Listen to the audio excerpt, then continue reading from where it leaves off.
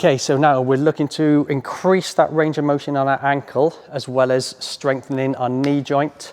Again, your knees take a lot of impact. Every time you ollie and you land, then you're sending a lot of stress up through the legs, up into from the knees into the hips.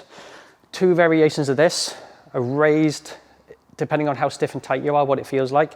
Start with a higher, I'm using a box to start with, and then you work your way down.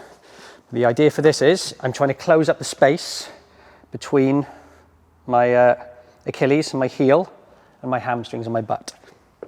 You're going to raise your heel because we're specifically trying to strengthen the knee muscle on the outside here, the quad muscles.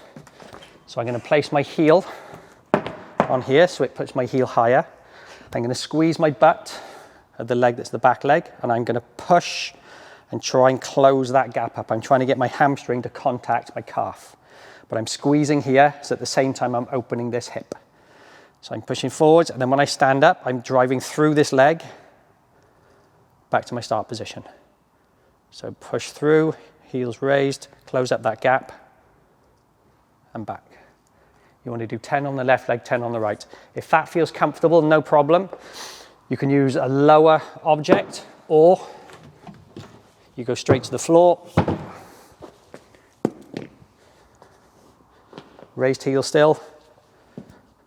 Make sure when you're in your stance that you're in pretty much hip to shoulder width stance. That's a much more stable stance than foot right behind you like on a tightrope. So I'm driving my knee forwards.